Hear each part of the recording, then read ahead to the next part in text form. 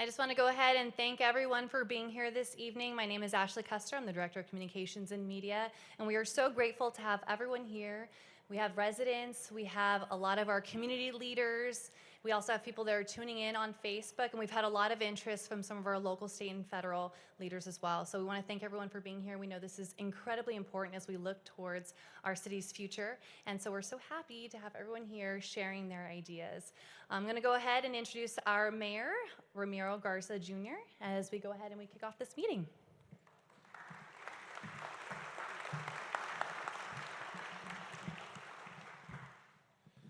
Don't worry, we're not going to have any karaoke going on tonight here. I do not sing. Thank you so much. Thank you. Thank you all, every one of you, for being here tonight. I know this is something very new. Everybody's been calling me, and what is this about, and what are we doing? And what we're here tonight is just to bring all of you together to start trying to plan for our future. That's really, at the end of the day, what this is. And I appreciate all of council being here. I see a lot of familiar faces here. Some new faces, some folks that are involved already in the community, and some that hadn't been involved that are here, and I'm going to call you all out in a little bit to share your thoughts. I just wanted to welcome you all this evening to this kickoff that we're calling of a town hall planning sessions, maybe that's what we'll call them, that will allow us to not only ask you for your feedback and here to listen to you.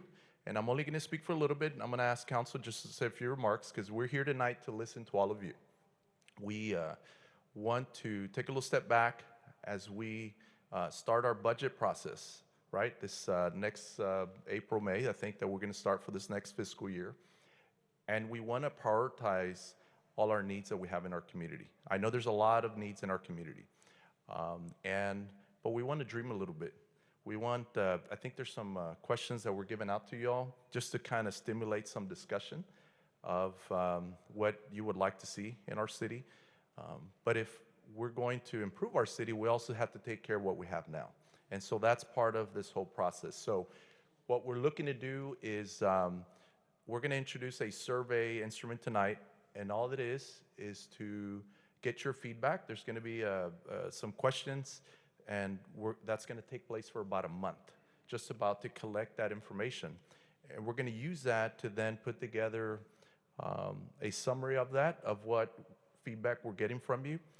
And then we're going to go back out to all of you to have 3 more town hall meetings throughout the city. Today is the kickoff. We're here at City Hall, but it's important that we go out in the community. A lot of people that I've talked to and told them about we're going to have this, they say, well, I don't like going to City Hall.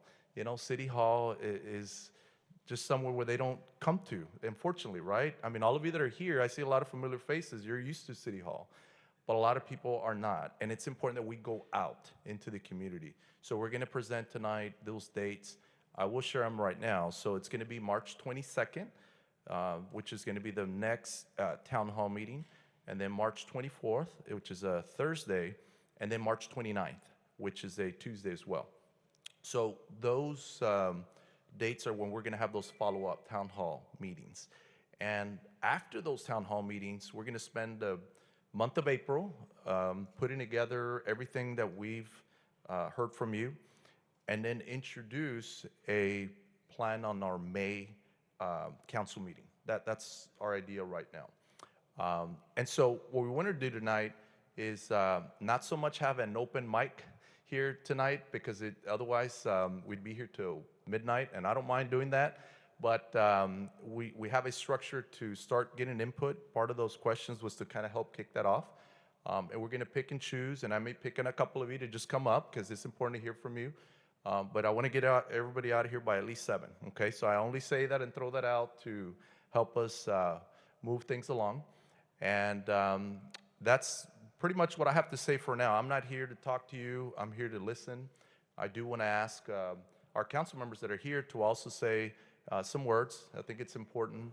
I'm serve as your mayor, but I'm one person on the council. You know, I'm one of 4. And each and every one of them were elected just like I was by all of you. And so they all deserve the same courtesy and respect, you know, that they're afforded because they were elected as well by you. So I think at this time, Ron, is that the appropriate time? We ask the council to come up. And so I see, Jason here to my right. So Jason, you want to come up and just say a few words? Thank you, everybody. Good evening. First of all, I would like to thank Mayor Garza and our councilmen and our staff for doing a great job in putting this together. So we can give everyone a round of applause. Thank you. I'm so excited about this vision. The mayor likes to call it the town hall meeting. To me, it's like, town hall just, doesn't get me motivated. I like to say, where do we see the city grow next? That's important to me. The key word is next. I think one of the things that has plagued us so many years is we kept using the word can't. I think it's important for us to start using the word how. How can we start improving our city of Edinburg? How can we start improving our drainage? And how can we start improving the concerns of our residents here in the city of Edinburg? So this is what it's all about. I'm proud that you all are here today, and let's continue this energy in our city hall. And anything y'all need, please remember, you reach out to us. And once again, thank you all for being here. Thank you.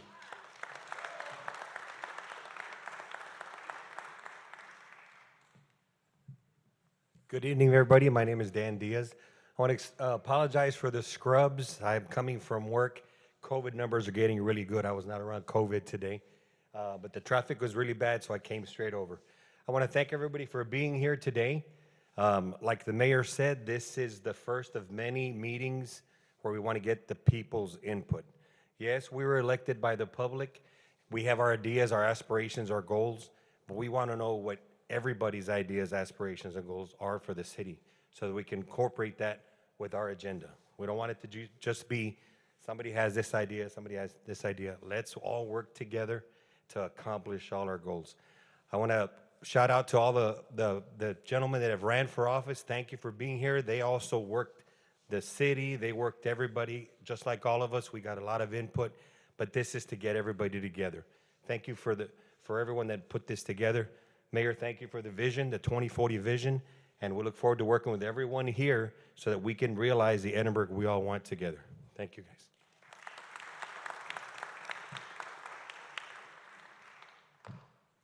Good evening, everyone. I'd like to start off with saying, election cycle ago, we started when they elected Johnny and I into office. The second cycle, we came around and we promoted the new people into office. Now we got the new mayor and 2 new councilmen. This is the vision that we're seeing, is getting an inclusive city. This becomes inclusive. Not us sitting there telling everybody what's going to happen, what was going to be done. Us listening to you and getting this done. I really, really look forward to working with this group, with the new mayor. They're very intelligent people, and just by seeing what they've gathered here today and the input that we're going to get from our community on what you want to see for the city, not what David White wants to see for the city. We just do our best to bring that out and push it forward. And I really appreciate you all being here. Thank you. God bless.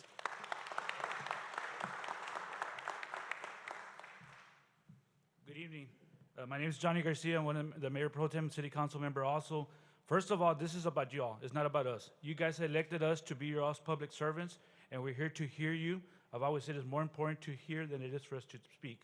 I know there's a lot of ideas out there rolling around, but this is the first of many meetings, like the mayor has said, but it's important for everybody to have a voice. It's important for everybody to come out here and give us your ideas, see where we need to improve our city with drainage and streets, safety for our community, parks, a better quality of life, our hospitals, and everybody that's here is a stakeholder. More important, is a citizen of our city, and we're proud to see everybody here tonight, and we hope to continue to go forward in the right direction. Thank you all for being here.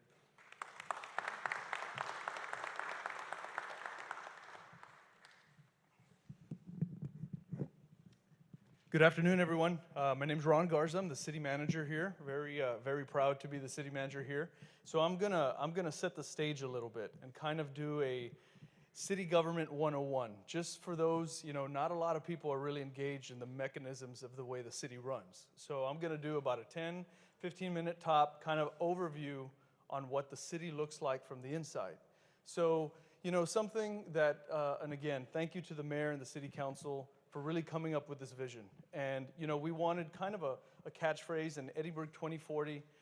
Mayor didn't mention this, but that year is very significant because if we continue to grow at the rapid rate we're growing, in the year 2040, we could be larger than McAllen, could be the largest city in the Rio Grande Valley.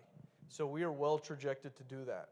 But something that logo says is that we're building for tomorrow's future today. So what we talk about, what we explore, what we come up with action plans is not for us to implement in 2040. There's things that I'm going to hear tonight that we're going to start doing tomorrow. So that's what we want. This is an organic process that will jump right into the budget season. So we're really proud to do this.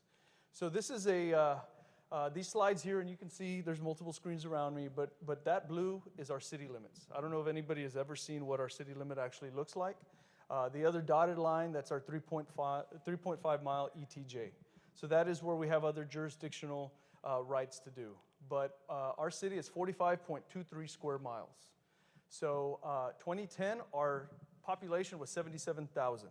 Look at where we are today. We've already crested 100,000. So that officially makes us the third largest city in the Rio Grande Valley, the fastest growing by far in the Rio Grande Valley.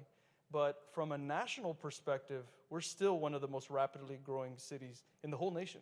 12 in the nation amongst those larger cities, and 5th in the whole state of Texas, which we all know how the state of Texas is growing. So for us to be 5th in the mix, it's pretty significant. So this isn't the city that it was 10 years ago. So the next 10 years, I mean, we're transforming at a rate that we can't, keep up with. And that's some of the downside to growing so fast. And we'll talk about that.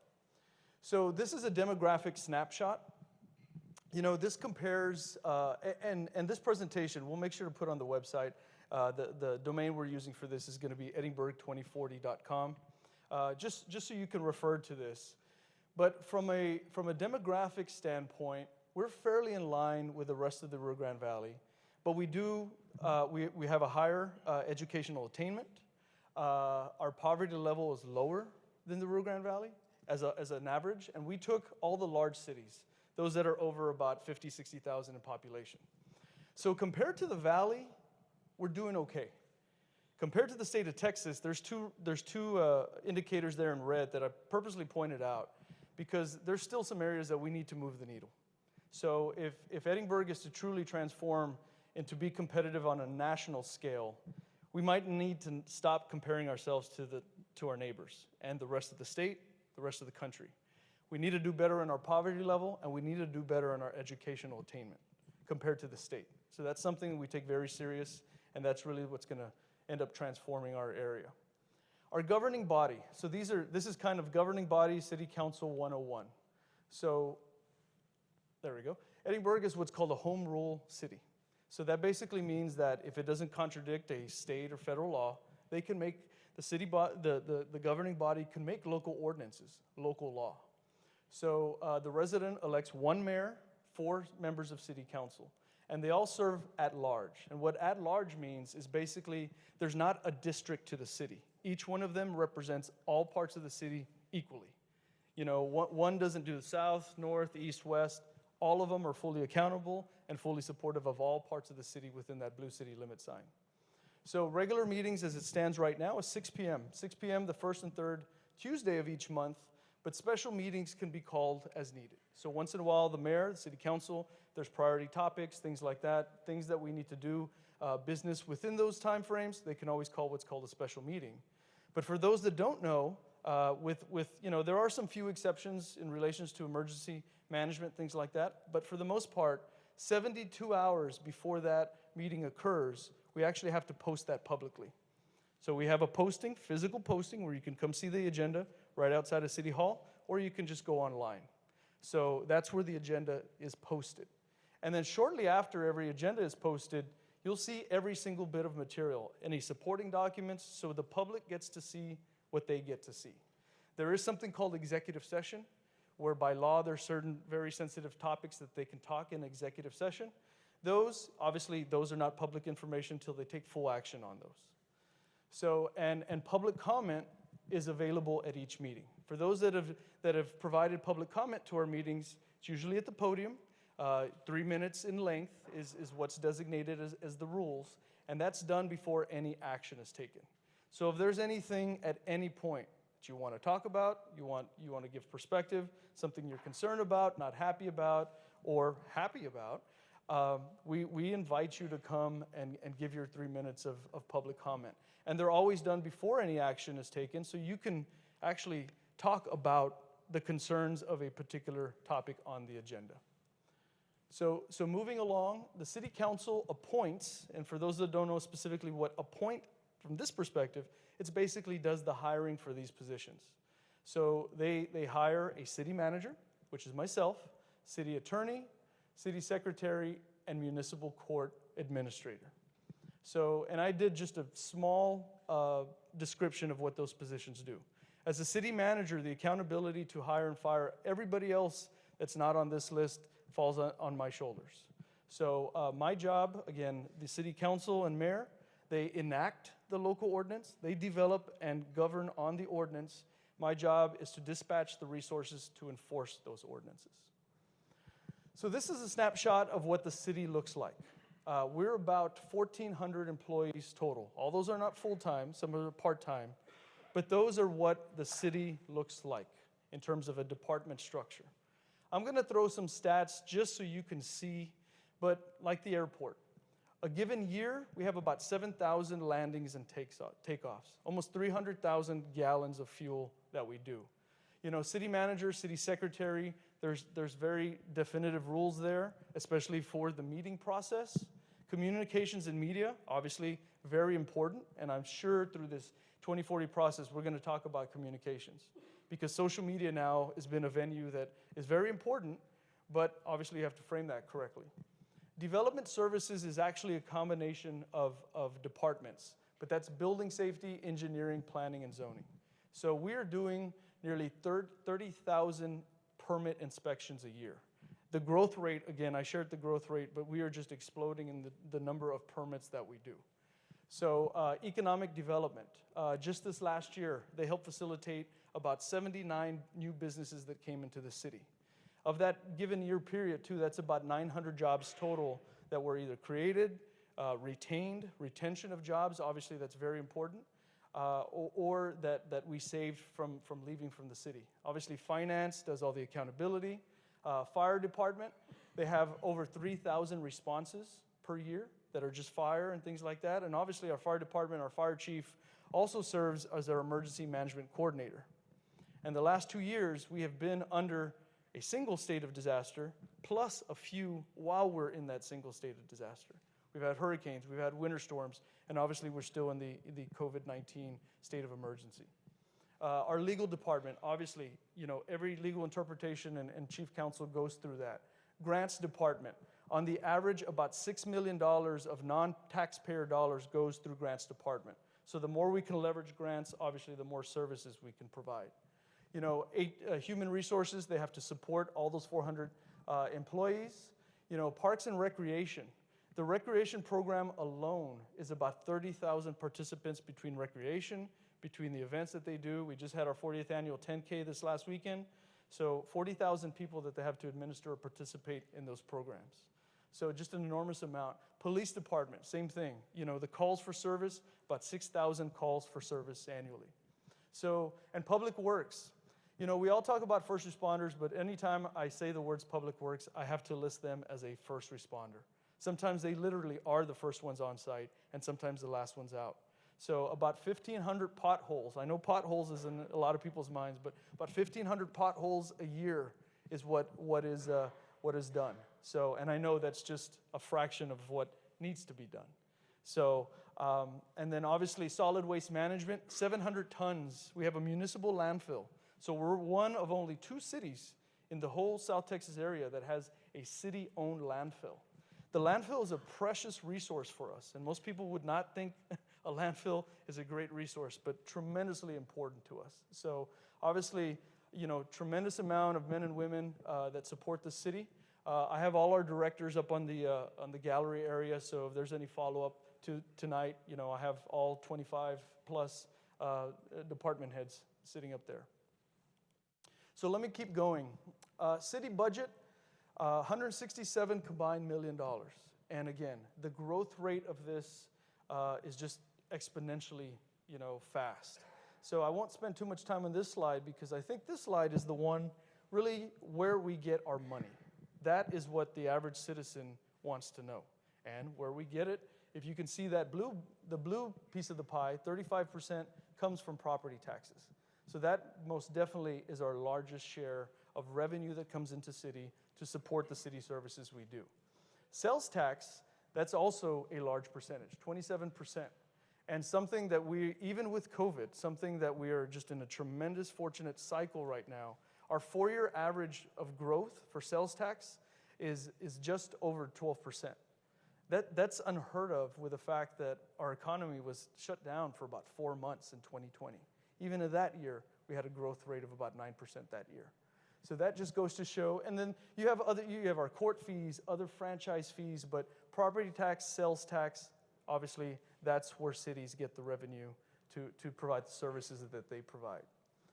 So I'm going to do economic development in a very quick slide because this is a topic that we get all the time, and I'd like to call this the ABCs of economic development. So A is high wage jobs, B is homes and apartments, and C is retails and restaurants. We all want a Cheddar's, a Topgolf, a 3 Chili's. We all want that. We all want retail and restaurants because that just provides us more things to do. But you don't get C and you don't get B without A. So that's just the way it works. So from an economic development standpoint, what we actually incentivize or recruit, so we have specific retail outreach programs. We have software that actually matches what types of retail and restaurants we don't have, and we go after that. So that's very important, but that's not really what sustains a growing economy. High wage jobs. And if you look at the incentive records that we have, the city has, high wage jobs is where it's at. There is something, a caveat, if there was a D or a Z, it would be catalyst projects. Those are other types of projects that don't fit into A, B, and C that actually spur a return on investment for growth. The best example I can think of that is the investments we're doing to the downtown area. It doesn't fall into A, B, and C, but the ROI, the return on investment, is enough to, we plant that seed, and the development grows around there. But we get that question a lot. Why don't we have this? Why don't we have that? And the simple fact is, our focus is creating high-wage jobs. You get high-wage jobs, you get more rooftops, you get more rooftops, you get more restaurants. It is that simple. It's a very complex structure, but that's exactly how it works. So with that, we're going to turn over. I'm done. That was Edinburg City Manager. So I committed to doing it in 15 minutes. Thank you. So now I'm going to have Ashley join me. We're each going to take a mic, and now is your turn.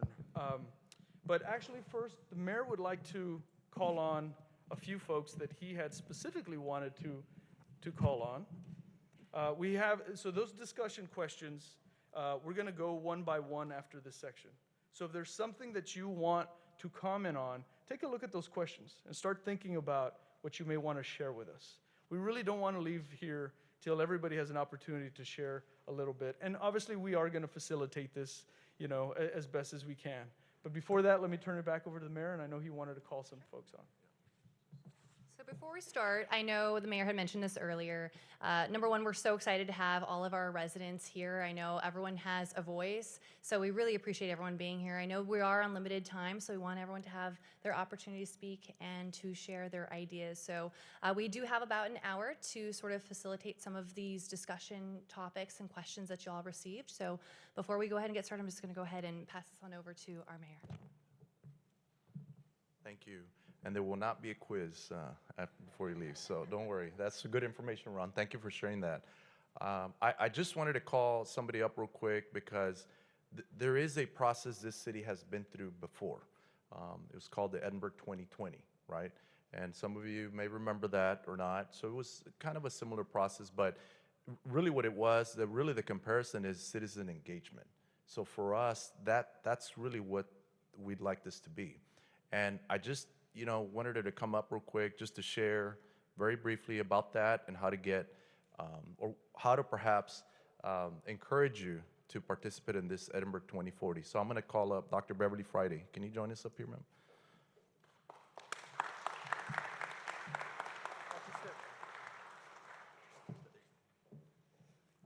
want to take my mask down, and hopefully everybody can hear me. This is like a family reunion. Hey, everybody. It is so great to see everyone. I don't know about you guys, but I've stepped back. I had some family things that I needed to take care of as a priority.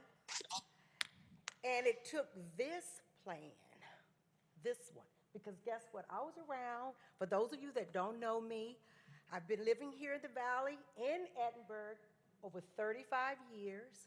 I've been a resident here. I have 4 successful businesses, my husband and I. You guys don't know Dr. Friday, he's a podiatrist here in Edinburg. So having this opportunity, and a lot of you were here when we did the 2020 plan. Now guess what? It was 30,000 people then. Can you imagine what we have now? And let me tell you, put your roller skates on and let's get ready. Because to do the ABCs of what we need to do in the city of Edinburg, first of all, we must have a plan.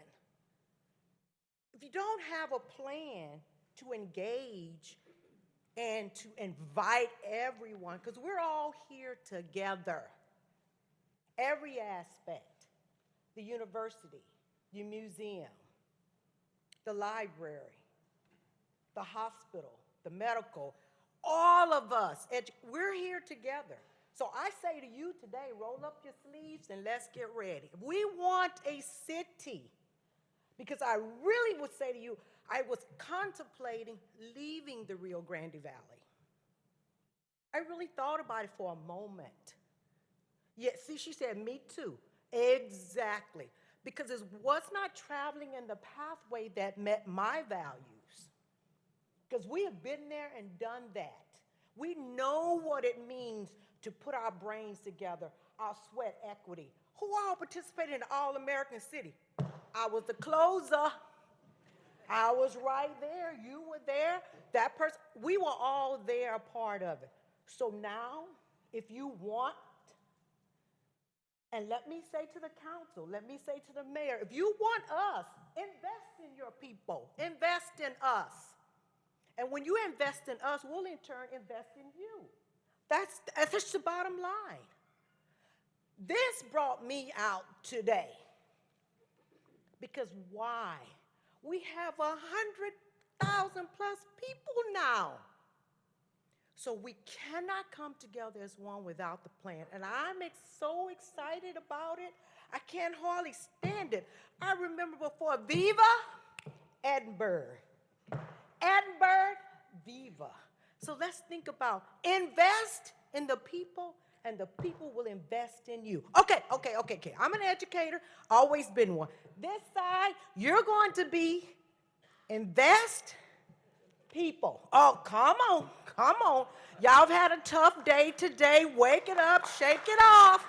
Let's go. All right, let's see if the people is got to outweigh the investment. So people invest. Invest people. Now watch me now. You got to keep up with me. This side starts with what? Invest. This side? This side?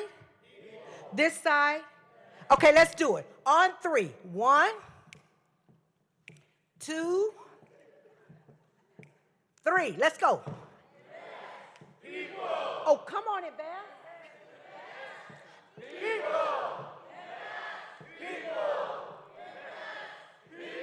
All right, give all yourself a big round of applause. Thank you. Have a good evening. I think we now know who's going to be involved in this process, right?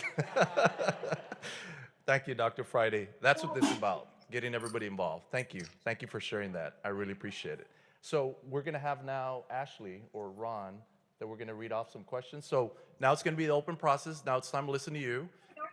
You have those questions that were given at the front, and it was for the purpose to just generate a discussion. Perhaps you can provide us an answer through those questions. So we will start as of now. Does somebody have a mic? So we have 2 mics. Don't be shy. And I know we're unfortunately not going to be able to get everybody to tell us, but we're going to keep what you provide us. But we'd like to hear from you now. Anybody, don't be shy. There it is.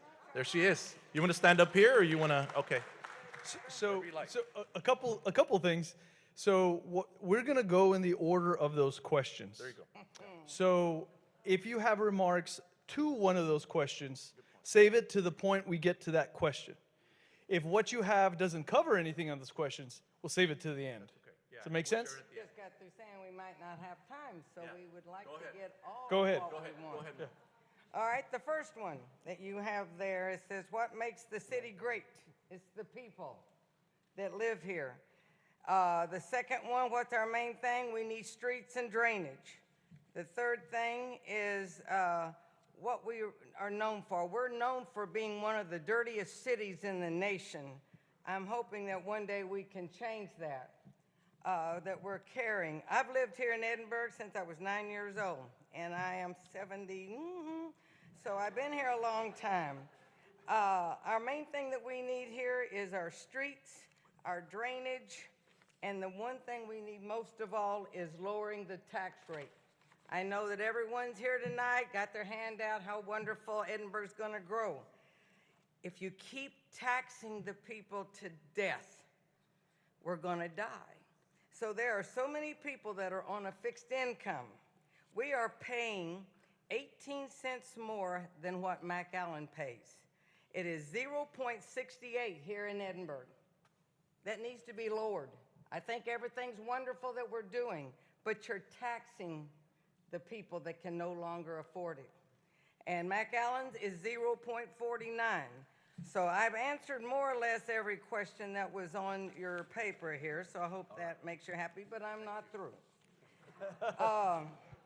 Today, or the other day, I saw our mayor speak on the news and saying that he didn't see why we were spending any money on the wall or the fence. Well, I want you to know Edinburg is the opening to the valley, to the Rio Grande Valley. You come through Edinburg. All right, we have fentanyl, drugs that are being brought across the border right here in McAllen, in La Jolla. We have fentanyl. There have been 101,000 people died in 1 year's time, from 20 to 21. There are 2 cartels in Mexico that's doing these. Our kids, everyone in this room, someone is bound to have someone that is in trouble with drugs. About 1 more minute, Fern. It's important that we get this. They've got drones that they are flying on our side. I'm a gun instructor. Give us a chance to shoot them down. I'm for that. So these are things that are important to the people, and we need to make sure with all the spending, and I know there's a lot of people here, the museum and the different things, but you've got to think about the taxpayers. With all the new subdivisions and new business that are coming in, don't tell me you can't lower the tax rate on the people here that live in Edinburg. You want us to grow? Then lower that so that more people will be able to come and afford it. Thank you, Fern. Thank you so much. Do we have anyone else who would like to share their response to what makes this? Oh, we have quite a few on this side. Please. Again, we're going to try to do our best to stick to this question, and And then if you we'll. could please but- state your name yeah. for us. You want to come on up? Okay, you good? Okay. I live on the west side of Edinburgh, on Montmac, which is the dump side of Edinburgh, because we only have Montmac for years. The only part that's paved was thanks to Ramiro Garza in 2011. We live around over 10,000 people. We have 2 schools right there. We have a lot of traffic right there. And nothing has been done. We don't have parks. We don't have only one sidewalk. So we are really in bad shape on that forgotten side. Matter of fact, I even talked to the mayor, the prior mayor in McAllen, to see if they could incorporate Montmac to McAllen, because McAllen is cheaper and they get better stuff. I'm going to Mission every day because in Edinburgh I have 13 properties, rental properties, and in Mission I have a couple. So I've been going over there, enjoying my taxes through McAllen streets. The 29, where a lot of good streets. And if I want to go to my properties, I have to go through Junior, as if it were the moon landing. because it's full of holes. Another thing that is really bad in Edinburgh is, and Ramiro Garza knows it because when he was city manager, I always was here talking, code enforcement. If you want to keep the communities free of crimes, you have to keep them clean, orderly, and make the residents obey the laws. That's the reason why we have code inspectors. But we have little princesses who come in the city of Edinburgh vehicles and just travel around. If they see anything, they don't report anything. They need to endorse the item before it becomes cancerous. We had in our subdivision a church. We had a junkyard that took a guy, threatened me for a whole year with my life, and the police didn't even know that C-Click existed. C-Click, the police told me, what do you mean by C-Click fix? A policeman. So this guy threatened me with my life. That's nothing. So I told him, if he said that to your mother, I bet you it matters. And it was because the guy moved in, a rental guy, with 6 junk cars. And not even the police did anything. I had to talk to the owner who has cancer, and I didn't want to bother her. I did it through the inspector, the city inspector, who didn't do anything. They say the guy had the right to have the junk cars, and right here on the page of Edinburgh City says that no junk cars are allowed. So you're not doing your job. Code enforcement is in bad shape. Do the code enforcement in the new buildings, but do it in the existing buildings. Because if we keep the subdivisions dirty, we will have crime. So do something with code enforcement. And please adopt, Fort Worth has an excellent program that's called Code Rangers, which are people like me who take care of, check if the residents of a subdivision are breaking the law. Right now, we have a mechanic shop. The guy brings tow trucks 2-3 times a week. He's taking away our street. And the code inspector told me that he is allowed to do that. Really? What about the potholes? Who's going to fix them? So I need those people made accountable if they break the law. You are breaking the law, you are going to go to court, and then you're going to pay a fine because you're breaking the law, and we already told you. What? 1 more minute, ma'am. So please do something. I am a concerned citizen. I rent houses, but I don't rent just houses. I rent communities. And I wanted to buy other properties in Edinburgh, and the other day I went to a subdivision. Boy, full of sheds and dirt all over. Fern is right. The inspector, the other day, they came to pick up the brush, and the next day people put it cut the trees and put it on the street. And then the inspector said, it's not bothering anybody. What? It was at the entrance of my subdivision for 7 weeks. But it didn't bother the inspector. Ain't that right? So you better hire people with excellent, whatever. Thank you, ma'am. Right behind you. Anybody else? This question. Yes, sir. Go right ahead. Watch your step. I'll start off with Chief Ayala. Is that you over there, Chief? There's our new chief for anybody want to know. You've had that broken statue displayed in front of the police department. Way before you got here, I have been lobbying for about a good 3 or 4 years to get that statue of the policeman and that child removed. It's an embarrassment. We have a pretty good police department. No reason we should have that damn crippled statue there. I already looked up and researched a sculptor that can do it, who did a great job for the St. Joseph Church, repairing a statue over there. It's going to run about $26,000, $30,000 to build another one, build it where the flags are, and make it about 6 feet tall. You have a good police department. That's an embarrassment. That doesn't represent what our police are. We want something dignified. When people drive up, see that damn broken statue, that doesn't say a lot. I'm gonna make it real quick. This is under city improvement. When you were hired, I saw all your credentials. Ashley Custer, a very qualified lady, where you went to school, what your grade point average was, but it seemed like your salary was a secret. And I asked, if we ran that long article on Ashley Custer, a great gal who came in and replaced another lady, how much is she making? So I told Ramiro, when he was running, I'd like to see at the beginning of the year a list of all the department heads. You got some great ones. Ramiro Garza, the guy that picks up the branches, the trash, a great department head. A dead animal on the One more street. minute, sir. One more minute. One more minute. What? One more minute. Yeah, Ramiro Gomez. Okay, that's 2 items. Why do I have a limit? These other people spoke longer than I did.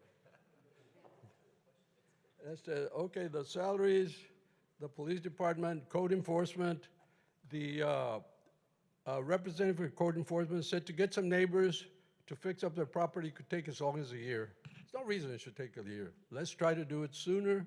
I've got to go to a couple of rosaries, so I made it quick. Thank you, guys. I really think the city's doing a good job. Thank you. So you know what makes our city great? You all. You all make our city great. You know what what makes our city great? Is the word free. And you know what is free? Your smiles. So the next person that come up here, please come up and tell us what makes our city great. Thank you. So one of the things that I'm going to say around what makes our city great is because I retired from the city of Edinburg, is actually all of those directors that are standing up there.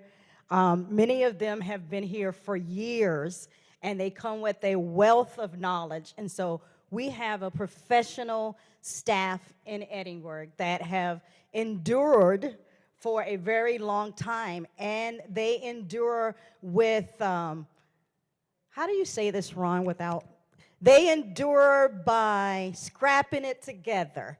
I know that we talk about the tax rate and we talk about all those different things, but they really do make the best of the resources that they have, and they are producing what I consider to be one of the most professional cities in the valley. So thank you for that. The other thing that I think that makes the city of Edinburg great, and this is going to go back to staff again, Mike DL and the events that are brought into the city, and celebrating the cultural diversity that is represented in Edinburg and in the valley. I looked at the census, and you know I'm a census person, and Edinburg has the highest population of African American people in the valley, which is like 1.5%. But still, yet and still, we do, and it's reflected in our cultural activities, and I appreciate that. So that again, it's people that makes the city great, but I do just want to recognize everything that department directors do. I want to recognize them bringing in and celebrating different cultures around the Rio Grande Valley. Thank you. And I'd like for everybody to know, and Chief, if you're up there, that statue was given by the family, at the police department, was given by the family of Chief Raul Garza, who started in the city of Edinburg as an animal ward. He worked his way up through all the years. I think he put in like 40 years with the city. So that statue was in our old building. It was moved to where it is now. It's weathering. It's not a new thing, but I mean, it has a lot of heart, and like anything else, just because I get old, don't put me away, please. You know, that's a lot of our city too. Some of our stuff in our city is going to be new, and some of it's going to be old, but it's going to be ours, and we're going to take care of it. You know, and that's, you know, whatever you end up doing to that statue or something like that, it does have meaning for an older part of this community. And a lot of stuff here, when we take note of it, and what we do too is we got to have some of the emotion still involved. It means a lot for generations in the past, generations to the future, and what we're going to see and what we're building and what we're going to accomplish. a lot of stuff we're talking about drainage. We know where the drainages are. We've changed our government, people. We're going to see some difference. You're already starting to see by just what we're doing here today under our new mayor, the openness. We're going to even work deeper on transparency. Messing that word up, I know that one. But me, that's all the goals that I've been here. I've been sitting here for the last 2 years, sitting on my hands and biting my tongue. And, you know, if you've watched me on the council, my emotions are different. I don't want anything from the city. I'm a giver. I give my time. I'm not taking money from the city. I don't want anything like that. I don't want anything from the city. I want to give. The city's given to me and my family for the 30 year or 28 years I did with the city, and that's all I'm about. And I'm really looking forward to this group that we're here today, is to give back. We'll take care of the drainage. We just need those other little things, but we know it's flooding. These guys have been on the road. We stay with our police department. We're out there every day. Our fire department, they're all in the floods. They know what areas are flooding. It's just what we can fix at a time. And here's Ellie here too. I mean, she's got a big project going with flooding that we're connected to. You guys don't realize it, but in the past, you guys gave a $30 million bond issue. We came up, we had to hold it because the money wasn't going to what you asked or what you said you wanted done with it. They were gonna do it a total different project. It's still gonna do something with flooding, but it wasn't gonna be the project that you spent $30 million and went out to vote for. So all that stuff's coming back to head. We'll get that back and rolling, and we're gonna see the big change. And thank you. Thank you, Councilman. Thank you so much, Councilman White. We appreciate it.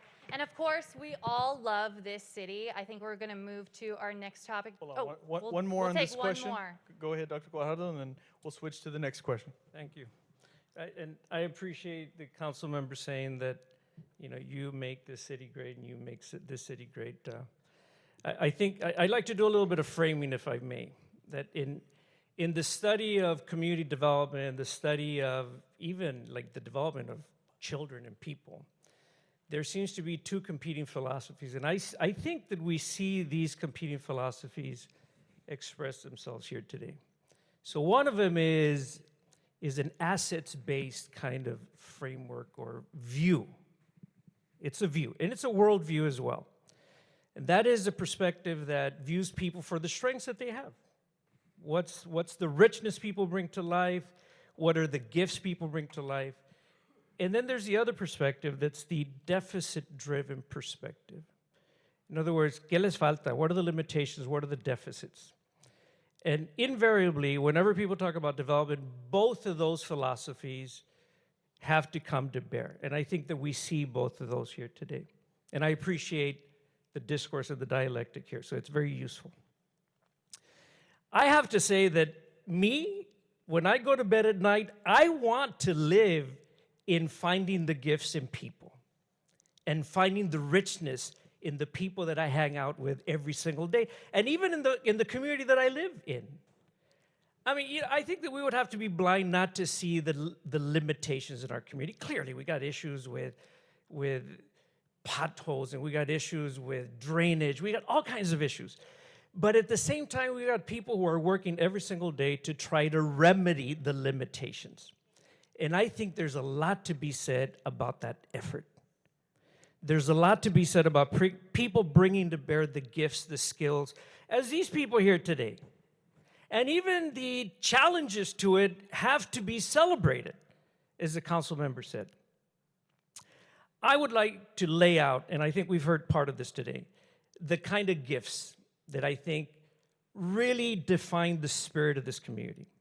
And I think that many of us wouldn't live here today. And I'm actually going to point out the chief of police. He would not have come here today had he not had a deep sense of appreciation for his community and his family. That's why Chief Ayala came back, because he loves his family. I think that's why so many people live here and stay here or come back here, because they love their families. They love the sense of family in this community, and they love also what the leadership is doing to nurture that. That's important. I want to live in that kind of community. I also want to live in a community where young people are asked, hey, why are you making so much money? You know what? I want to say, make more money. I want to say, young people, make as much money as you can, and do not criticize people who are inventive and creative and innovative and ambitious. We want to nurture ambition in this community. Coach, do you want your kids not to be able to dribble?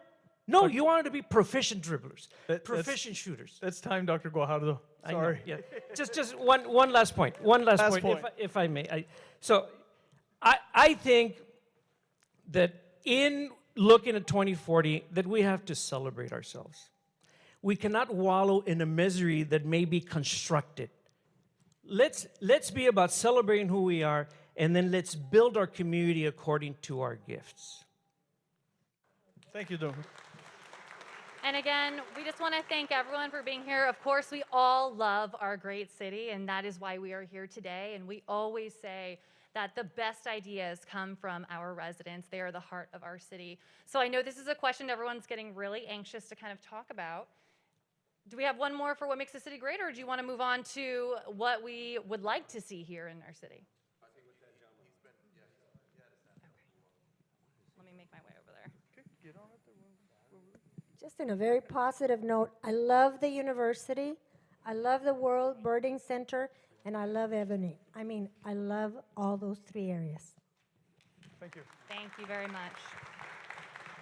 And I we have have one more quick comment. Yeah, this form I turned in up there, so I don't have my answers. But on this second one with the Edinburg Advisory Board, there's not one for law enforcement, and I'm retired law enforcement, and I would love to share my experiences with the city, the police department. I didn't even know who the chief was. You know, the last one I heard was Torres, so something's missing there. And with that said, I got this notice in the mail about a sexual offender moving in my neighborhood. Wasn't too happy. Come to find out, the city doesn't have a policy on the 1,000-foot rule to schools and daycares. We should look into that. And then quickly, also, I don't normally do this, but the Neighborhood Watch Program, under Chief White, I was nominated as one of the neighborhood captains. And when Torres came in, haven't seen any officers whatsoever. Haven't seen any more officers since Chief Ayala was here. Maybe we could look into that as well. As far as improving the city, I'd like to see an indoor swimming pool for Parks and Rec and the students. And as far as, you know, this last go around the city, to me, I've been here 30 years. It looked like a circus, and it was not appealing by any means. And I hated to see the city of Edinburg lowering the standards to the standards of other smaller communities around us. And that goes with the politics, the corruption, and you know, you guys work for us. You don't team up and then get what you want. You work for us. And then I love the Edinburg 301 app. If anybody has a pothole, you just take a picture, you upload it to their app, and they contact you. It's a great response. Maybe that should be advertised more often. And then the one thing that really bothers me in my neighborhood is flooding. The sewers just back up all the time. And before every big rain coming on the news, on the Nextdoor app, and on the phone, I text out to all the neighbors, you know, go outside, pick up all the crap in the road. It's going to flood our street. And one thing I always know that I see is newspapers and flyers and plastic wrapping. And I'd like to grab everyone on the road that I see and dump it in their parking lot where it came from, like the town crier or whatever. And they'd call the cops sure as heck and say, hey, you're littering.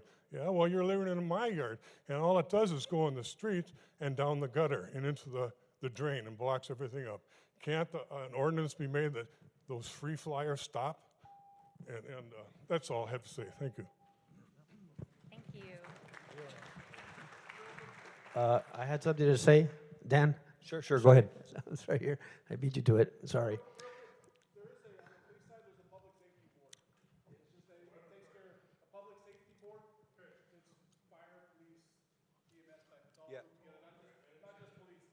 Correct. Sir, did we Okay, just I wanted to address say that? something. No, just ahead. from here. That way, Go ahead. I want to encourage everybody to speak. I think that we might be afraid to go up there.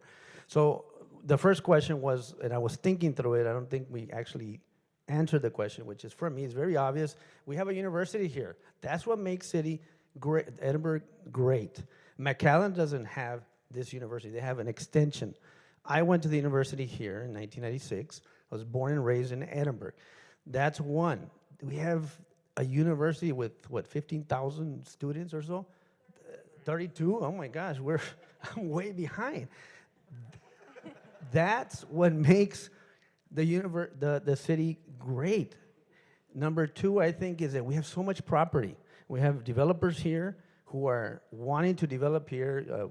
The lady says to buy land here and to, I mean, I'm not sure what the questions are geared towards. I don't know where we want to go to, what the purpose of this. It looks like it's more of a needs assessment of the whole city. But if we saw the chart, it says it's $167 million of, I guess, that the city has to work with. And I just went to a neighboring state of the city this week. They have, what, 528 million? And what drives it, as the city manager said, was the sales tax and other things. But I think sales tax is what we need to be looking into. I really don't understand how you came up with higher paying jobs, but I think it's more how are we going to invest that money? How are we going to invest that money? Wherever we invest that money, we want to see that that's actually going to bring in sales tax. I think that's the formula, but the formula, what is the formula? And that's something that you guys need to look at, but if we're not measuring that, we're never going to improve it. So I think that every time you have a meeting or every other, have that presentation so we can be seeing, how our sales taxes are going up and focus on that. But what makes the city great, I think it's, a bunch of opportunities to buy land and real estate. If we can keep that real estate low, a lot more people are going to want to come in. So we're not using that as leverage. I don't think we're using that as leverage to bring in the big developers, the millionaires, the billionaires, millionaires, to come and invest here in the city. We have people want a footprint here in the city of Edinburg, but they don't come here. They go to McAllen in the city of FAR. What are they doing to sell their land or their real estate? I don't know, but best practices, let's see what they're doing. But we need to use what makes the city great as leverage for negotiation with those people. I have a lot to say, but anyway, that's what makes the city great. I think the university, the ability to be able to invest in property and so forth. Awesome. Thank you. I just wanted to say, sir, what was your name? The gentleman? What was your name? Jeff Lindo? Okay, sir. Just a small point. If you're going to refer to an area, please say the intersection or what you're referring to, because we're going to look at this. It's going to be written down. We want to address the issues. But he brought up a great point. He's former law enforcement. How do I get involved? We have a lot of great minds, a lot of different people that can contribute. They have something to offer. If you're passionate, if you did a lifetime of service in a certain aspect, get involved with the city on that board. And like Chief White said, there is a public safety board. We want people that know. If you were on that board, you would address the issues you have instantly. So that's what we want on boards. People say they want to serve on a board that you're going to actually have something to say or something to improve. That way, the boards actually do some good work. Mr. Olivares, and I'm sure Ron can answer this better, but I'll give the example. It's one of the questions I get a lot is, when is that HEB on Trenton and 281 going to open? So HEB, as we know, through the pandemic, great organization, right? They could probably run the state. The way they handled their logistics, they didn't run out of supplies. They kept us fed, except on the toilet paper side, right? But that's emotions. But that's a perfect example. HEB has got a specific model. And the reason that HEB hasn't opened is because they have a formula.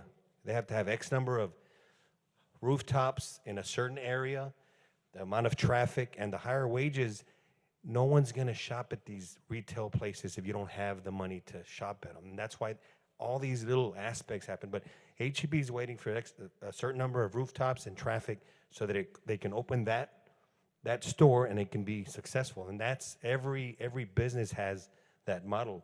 It's not like, hey, we can call these guys and open up. They're not going to open up if the business is going to be there. And I'm sure somebody else could explain that better, but I just want to make those a couple points there. Thank you, Councilman. So this question, or do we move on to the next?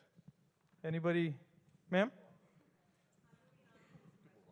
The next question? Oh,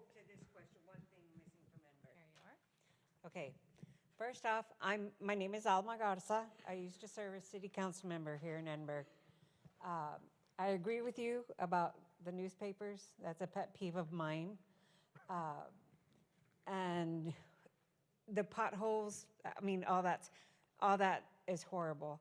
But we're also the county seat, and we're not taking enough advantage of that. That's what's great about Edinburg. The other thing is the golf courses. I'd like to see both of them stay. Miss Friday, this is my signature move. Yeah, I just thought I would share that with you. I didn't know how to follow you. I'm going to stand up here because what would you like to see Edinburg to be known for? It's all a combination, like I think everybody else has combined. One thing that I know that they've started is that council members are riding around town to be proactive with the city to see where the problems are, where the potholes are, where the drainage are. I would like to see that on a more regular basis, and not for you to get a list and say, oh, we need to visit this subdivision. All over town, every subdivision. Don't wait till somebody complains. Be proactive, not reactive. I would love to see the city departments working together, especially, as many of you have said, Public Works and code enforcement. When I served as council, it was a long time ago, but that was always a pet peeve, and I could never make them do it. If someone that's picking up the garbage sees there's a trash bag that, maybe it opened up, well, then call somebody in a smaller truck. If somebody in code enforcement, if you call, normally they're in the office. They're not, you don't see them on the streets nearly enough. And that's another big pet peeve of mine. I just want them all to work together. The 311 system, there's been failures, there's been successes. And I'd like to see them be more proactive, because I know a neighbor of mine has called 5 times on an abandoned truck. Nothing has been done. So that needs to be worked on.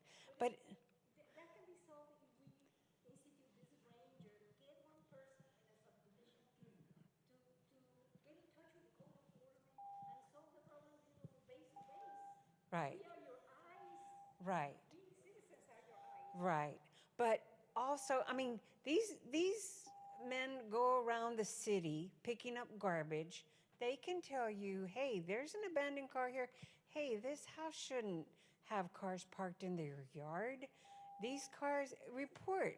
Be proactive and be reporting and work together. That's all. Thank you, ma'am. Thank you. So we had a lot of hands come up. Let me ask you to come up first. You want to come up here? Can you? Okay, here. Go ahead. Hold on. Thank you. My name is Nancy, and I moved from Canada to United States in 1996. So I've been here for 25 years. Why? The university. It's a great place to work. And I plan to retire here, so because the safety of this city, I feel safe. However, let me tell you a little bit what happened. I got 2 kids. They went to school. Drugs, is a problem. Poverty, it's a problem. Undocumented, it's a problem. As well, we try to, I'm looking at the time where my daughter got in Edinburg High School, and drugs. Kids, we need to get them. School need to be supported. There is good school, there is good to go to college or to go to university or vocational school, because not everybody need to go to university, as what we like, but it's still a reality that we can help everyone to contribute positively in this town. I find the city of Edinburg, you did pretty good. Some years is like, we know about corruption. I hope that this year you will, and I can see the progress. That's why I came. I live 5 minutes from here, so it's nice. Your flooding, your drainage, I was like, where'd the money come from? My taxes. Like, hello, guys, stop it. It's really like getting like on, I don't know, it's just taxes on taxes, and it's a challenge. Drug taxes, sidewalk. I do bicycle, and that's how I know some of you during the campaign, and sometimes go clean. It is very challenging for me to get on the bicycle ride because you don't clean it up. So thank God I have good tire, but it is something that encouraging more bicycle, to get the exercise. We run because at 6 o'clock we have gorgeous. My daughter, the last part, my two daughters had education here, but they left. And they say they're not coming back. I say, why? Why the new generation doesn't want to stay in Edinburg? That's something you need to investigate. One was the reason a higher pay. So she's in Tennessee. Well, she paid more taxes, but that's another story. But she left. One is in San Antonio. It's just, but when I go to San Antonio, yes, it's nice. I love my Trenton. If I know I go to a different place for shopping, but otherwise, I love to stay here. And it's beautiful sunrise because at 5:30 I'm up and doing my bicycle ride, and I see old people, your dog park, and I see that it had improved. So I thank you for that. However, why the kids doesn't stay or stay here, we need to look at that. I love you have expressway really close, so you can go to take the flight. So that's a good positive things. I like to see maybe some people working in the city to look at more grant from the federal or from the states to have more. And last thing is when I drove here, and it's like, why those buildings, they still look so sad. They need, we have closed building. And then I'm looking at the city hall and I'm thinking like, wow, so you have money and you expand, and this, like, we need to have opportunity for businesses or looking to improve the building that is being closed. So that was it. Thank you. Thank you so much.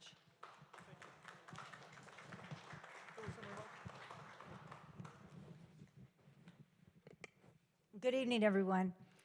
I'm Veronica, and I wanted to kind of take several of the questions that were put out there because I'm like Frank. I want to look at things on the positive side, right? I mean, I don't care what city you live in, you're always going to have issues. You're going to have people that complain about potholes. You're going to have drainage issues. You're going to have people that say there's a lot of crime, and some will say, no, there's not.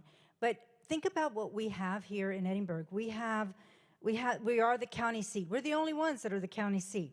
We're the only ones with a university. We're the only ones with a medical school.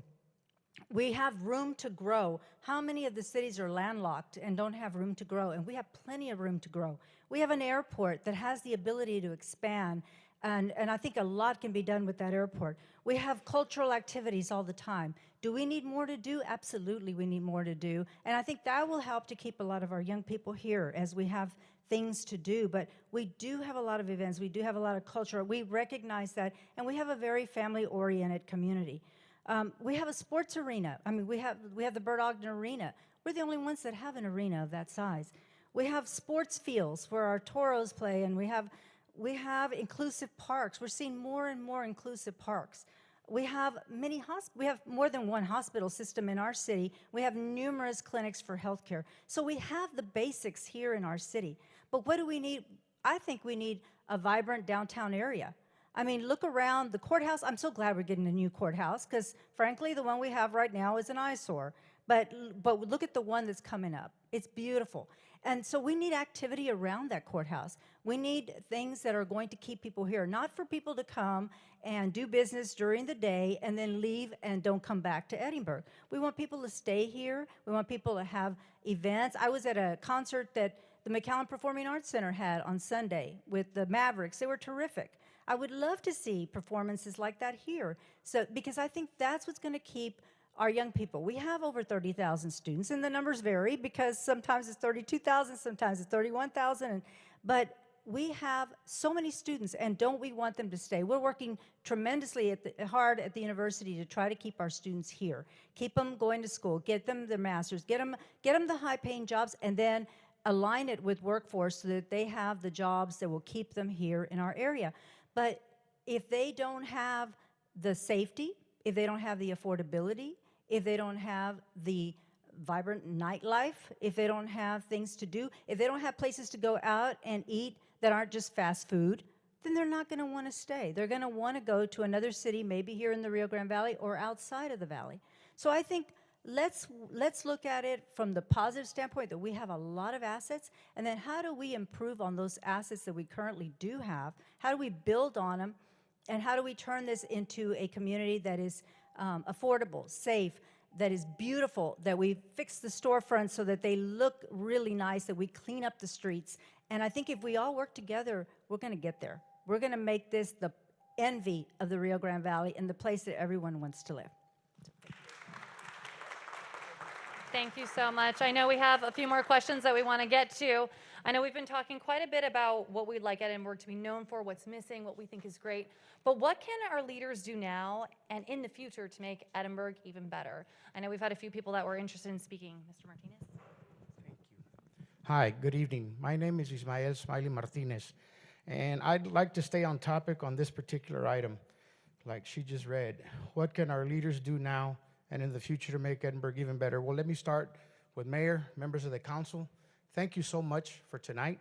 We discussed this during the election, that we want a better image. Our citizens have lost faith in our city council, and this is bringing the faith back. This is working together for a better tomorrow, for a better Edinburg. This is what we need. We need inclusion. This is what we're here for tonight. The citizens.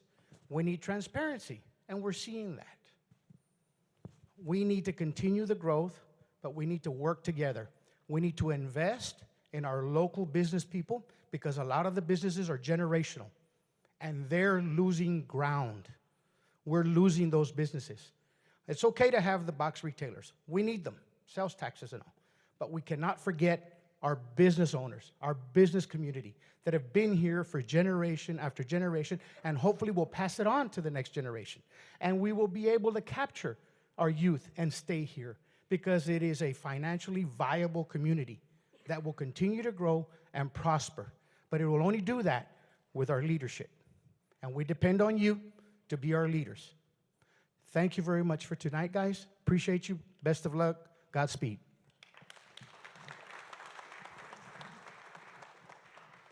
We'll take another comment on this particular question. I have a comment back here.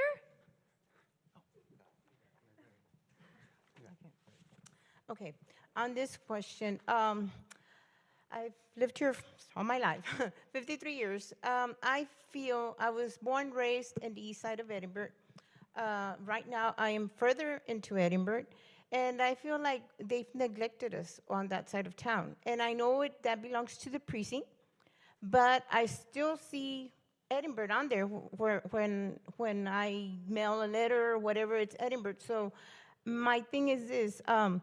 I know we've lost, previous years we lost property towards McAllen, like Los Lagos, that was Edinburg property, we lost it. And I'm afraid right now that even though Elsa and El Couch are small cities, I'm afraid they're gonna come into that side of Edinburg and take it away from the city of Edinburg. And I mean, we need the tax money, and not only that, I feel like a lot of things, growth needs to start that way. I'm tired of having to come all the way over here to town to buy something. And yes, we have convenience stores, exactly, convenient, where we get to pay $6 for a gallon of milk when we can come to Edinburg, and because we don't want to come to Edinburgh to get that. So I think one of the things is that Edinburgh needs to consider maybe, I mean, and I know I had talked to Mayor Richard, and he before, and he said, oh, well, that's going to take too long because we need to make votes and we need to do this. And he gave me all negative about including that side of Edinburgh. But you know what? We have a school over there that has over 1,000 students. Those students need to come. They need to go to school and come back and live in Edinburgh. All of that is money. And everybody's neglecting that side of Edinburgh. So I just feel personally like enough is enough. We need to grow to that side of Edinburgh as well, because we are Edinburgh. If not our name, we wouldn't have Edinburgh. Would be San Carlos, and it doesn't show that. It shows Edinburgh, Texas. Thank you. Thank you. Which specific area did Alex, Oh, you. Which specific area? The east side of Edinburgh, basically where Economidis is, all that area is Edinburgh. Alex, we're going to take one more. Okay. Good evening. Thank you, Ron. Thank you, Mayor and City Council.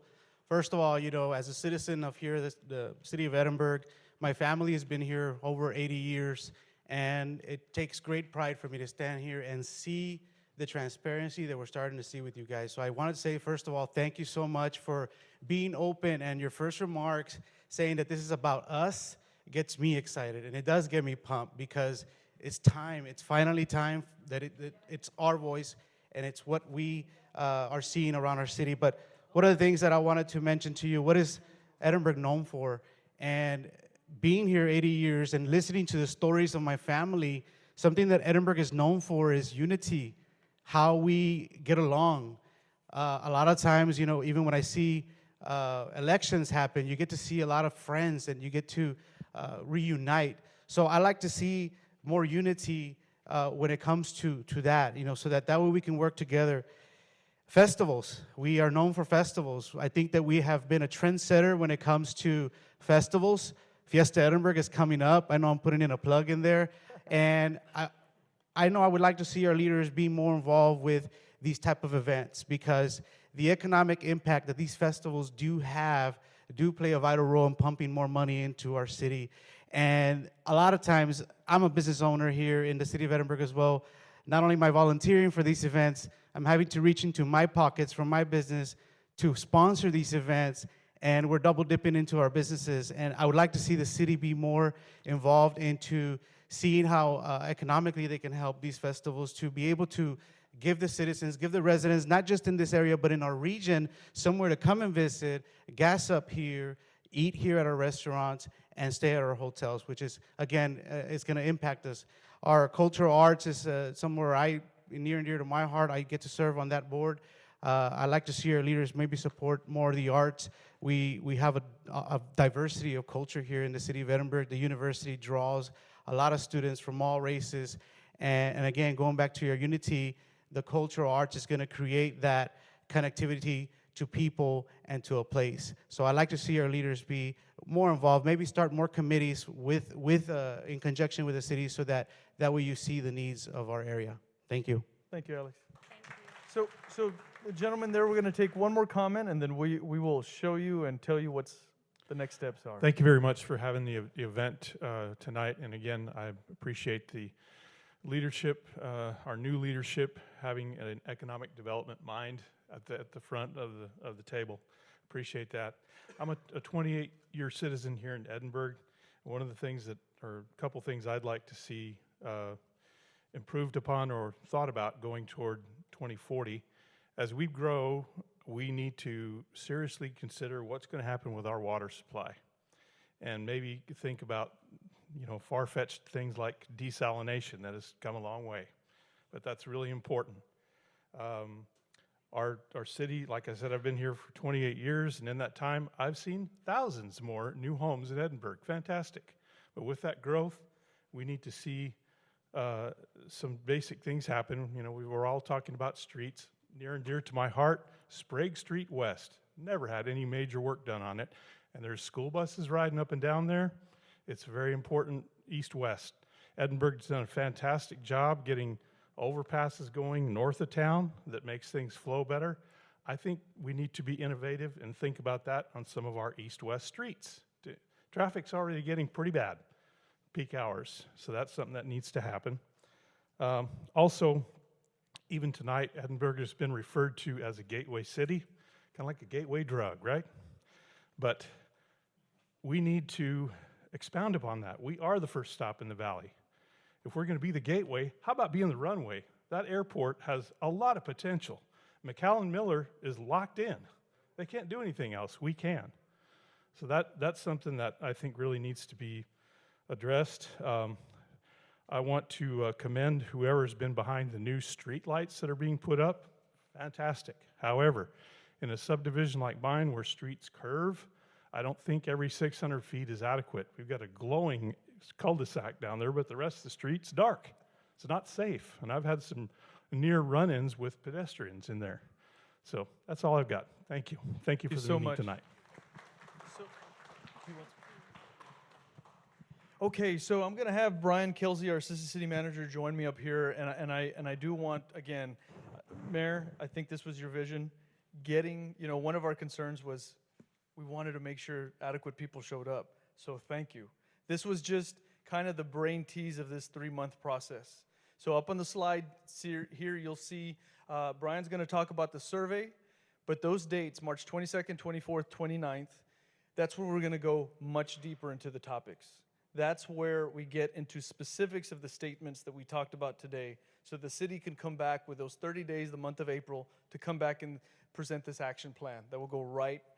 So again, 2040 was the name, but this starts really today. So the survey is opened tonight, but I'm going to turn it over to Brian so he can share about how to access that and what to do with it. Thanks, Ron. Good evening, everybody. Brian Kelsey, I'm one of the assistant city managers here. Thanks, everybody, for coming out to this initial meeting. But look around. Look around at who's in the room. Many of us work in government. Many of us already sit on advisory committees. Many of us participate on other boards. And we need to make sure that we're reaching not only who's in this room, but who's not in this room. Not everybody can come to meetings at 5:30. People have family obligations. People have other things going on. And so part of this process is committing to very deliberate inclusion. I heard somebody talk about that earlier. And making sure we are getting fully representative voices into this process. Because if not, you run the risk of the loudest voices in the room dominating the agenda. And this is about reaching everybody, reaching as many residents as we can in the community to get their voice into this process. So we're going to do that in a couple of ways. The mayor mentioned that we're going to hold forums. They're not all going to be here at City Hall. They're going to be around the community to try to reach people where they are. And we're also conducting a survey. I know Veronica's here. Where's Cy? Are you still here? Cy in the corner here, raise your hand. We are partnering with UTRGV to do a resident survey. Some of you might remember an iteration of this back in 2019 when the city updated its comprehensive plan. We are going to revisit this process for this Edinburg 2040 initiative. And there are 2 ways we're going to do it. One, we're going to have an online survey, and if you saw those QR codes, please use them with your phone on the way out. It'll take you straight to the website where you can access the survey. It's going to take you about 10 minutes, so hopefully not too burdensome. And we're going to ask you about your perceptions of the city. Lowercase c, we're going to ask you perceptions of the city, uppercase C. Get your perceptions of what we're doing well, what we're not doing so well, what your priorities are for the next couple years and then into the future. We also know that not everybody might be able to access this online. So we're going to send a hard copy survey to approximately, I think, we're going to try to generate a random sample that's large enough to do some analysis with, but I think probably 5,000 households, I imagine, in the community will receive this survey in your mailbox. So some of you might get this at home too. So we hope everybody will participate. If you don't get it in your mailbox, please go online and fill out the survey there to try to entice participation.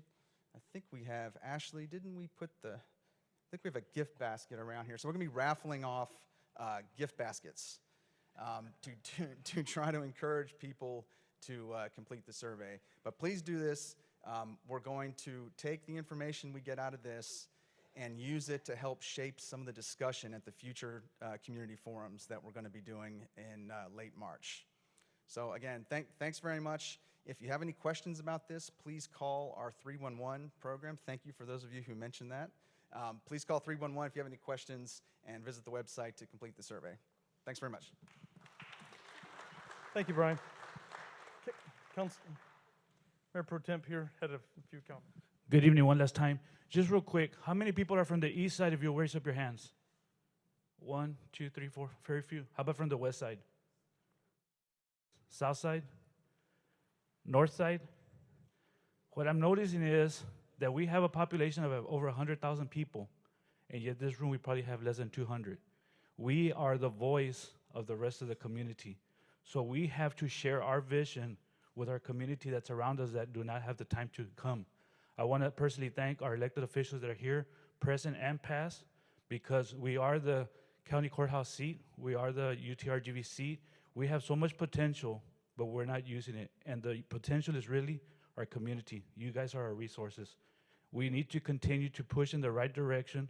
We need to continue to speak. This is just the first meeting. I know everybody's got a little pamphlet as far as what you see the vision going, but we need you all to turn them in and continue to share with your neighbors and your friends and your co-workers of where the city needs to go. Because the future is in your hands, not in our hands. We're only serving 1 term or 2 terms, and we'll be gone. But 20 years down the vision, like the mayor says, 2040 is our vision. It's our children and our grandchildren that are going to benefit from it. So we need everybody involved. That's what it's all about tonight. Thank you all for being here. Thank you. So again, Edinburg2040.com is where you'll find the survey. You just click on the survey link. So thank you all so much. And again, could please, you know, this is not why they're doing it, but a round of applause for just, we have 3 minutes of public comment. This is a public engagement process. So please, to the mayor and city council, thank you so much for opening your ears. Now it's right at 7 o'clock, so I'm gonna have the mayor take us away. Thank you. Give yourself a round of applause, please, for all of you being here. This is the start, as we mentioned earlier, and thank you so much for not only being here, but for committing to be engaged. If you don't know, there's, before you go out, your face or somewhere's gonna come out to where you're gonna be called. Say, you were here and you committed to participate. So we ask you to continue to participate. There's this survey that we want you to fill out. But you know, if you fill out the survey and you say, well, there's a question that wasn't asked that I want to give it, you know, my feedback on, please do so. You know, that's what this is for. Edinburg2040.com. So what I just wanted to leave you with is that the survey it's just going to allow us to collect information, priorities, information, feedback on what we need to do.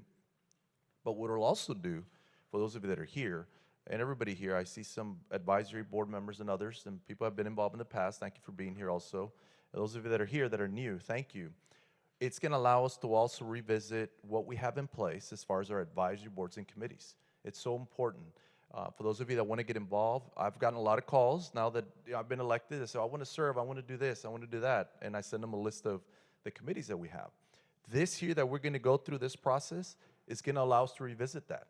You know, we may need to expand what we have in place, right, to address some of the things that we need to do. Or we may need to create new ones, right, to, you know, do some of the things that we need to do. I heard beautification a lot, right, about, you know, so McAllen has to keep McAllen beautiful, right? Maybe it's another term that we'll have just as an example. So keep that in mind. When you leave here tonight, think about where you want to be involved. What area, what interests you? What would have you continue living here? Because at the end of the day, my biggest fear about our growth is that if we don't have the amenities here, or if we don't improve the quality of life in our community, guess what? We're going to lose population. People are going to leave. They're going to say, why would we want to live here if we don't have some of the things that we need to have? So with that, I just want to thank you again for being here. This is about you sharing with us what we need to do, but I also especially want to thank all of council for being here. Because, you know, we're here to listen to you, you know, what good, bad, and ugly. And we're here, we didn't leave here, we're sitting here, and we're going to continue sitting here because we're here to serve you. And so thank you, council, for joining us here and for being to be part of this process. This is not a vision of any one person. This is a vision of the mayor and council and you as a community, okay? So we look forward to continuing this process, and you guys have a good night, and God bless you. Thank you. And before everyone leaves, I want to thank everyone for filling out those forms. We do have a box that you can drop them off as you exit through City Hall here. But keep in mind, you may receive that survey, which is different than the discussion topics we had here today. So we appreciate your participation.